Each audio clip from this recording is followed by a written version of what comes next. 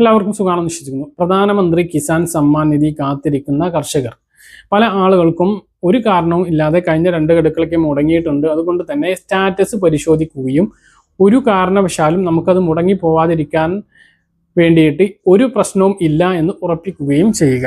നിങ്ങൾ അക്നിസ്റ്റാർക്ക് കർഷക രജിസ്ട്രേഷൻ ചെയ്തിട്ടുണ്ട് എന്നും ഉറപ്പിക്കേണ്ടതാണ്. കർഷക രജിസ്ട്രേഷൻ ചെയ്യുന്നതിലൂടെ നമുക്ക് ലഭിക്കുന്ന ഈ ആനുകൂല്യം മുടങ്ങാതിരിക്കും. PM കിസാൻ സമ്മാൻ നിധി അടക്കമുള്ള കർഷകർക്ക് ലഭിക്കുന്ന മുഴുവൻ ആനുകൂല്യങ്ങളും അഗ്നിസ്റ്റാർക്ക് കർഷക രജിസ്ട്രേഷനിലൂടെ മാത്രമാണ് ഭാവിയിൽ ലഭിക്കുക എന്നുള്ളതാണ് കേന്ദ്ര സർക്കാർ വ്യക്തമാക്കിയിട്ടുള്ളത്. യുണീക്കായും കൊണ്ട് പ്രത്യേക നമ്പർ നൽകിക്കൊണ്ടുള്ള ഒരു ID കാർഡാണ് നൽകാൻ വേണ്ടി പോകുന്നത്.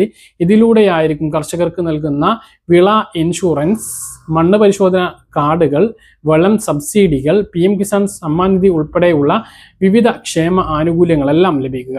അപ്പം അത് കൃത്യമായിട്ടും ലഭിക്കുന്നതിന് വേണ്ടി PM അഗ്നിസ്റ്റാർക്ക് കർഷക രജിസ്ട്രേഷൻ ഇതുവരെ ചെയ്യാത്തവർ അത് പൂർത്തീകരിക്കണം എന്നുള്ളത് കൂടി ഓർമ്മിപ്പിക്കുകയാണ്. മറ്റൊന്ന്, ഇനി നമുക്ക് ലഭിക്കാനുള്ള 23ാമത്തെ ഗഡുവിൻ്റെ വിതരണം എന്നുണ്ടാകും എന്നുള്ളതാണ്.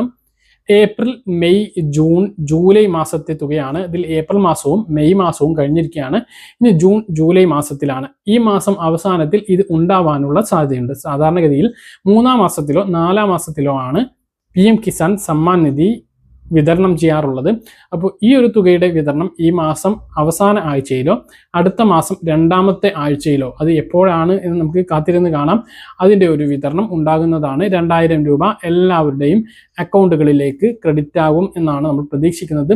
മുടങ്ങാതിരിക്കാൻ നമ്മൾ ചെയ്യേണ്ട കാര്യങ്ങൾ കൃത്യമായിട്ട് ചെയ്തിട്ടുണ്ട് എന്ന് ഉറപ്പ് വരുത്തേണ്ടതാണ്. അതോടൊപ്പം തന്നെ PM സമ്മാൻ നിധി സ്വമേധയാ തിരിച്ചേൽപ്പിക്കാൻ അല്ലെങ്കിൽ പദ്ധതിയിൽ നിന്നും ഒഴിയാനുള്ള ഒരു ഓപ്ഷൻ PM കിസാൻ വെബ്സൈറ്റിലുണ്ട്.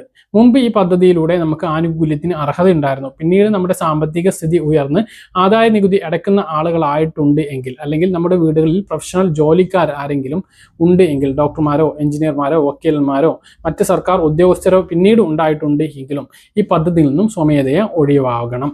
ഇല്ല എങ്കിൽ ഭാവിയിൽ അത് സിസ്റ്റം കണ്ടെത്തുകയും ഇതുവരെ വാങ്ങിയിട്ടുള്ള തുക എത്രയാണോ അത് മുഴുവനായിട്ടും തിരിച്ചടയ്ക്കേണ്ട ഒരു സാഹചര്യം ഉണ്ടാകും. എന്നാൽ ഇതിൽ നിന്ന് സ്വമേധയാ ഒഴിവാകുമ്പോൾ ഇതുവരെ വാങ്ങിയിട്ടുള്ള തുക തിരിച്ചടയ്ക്കേണ്ടി വരില്ല.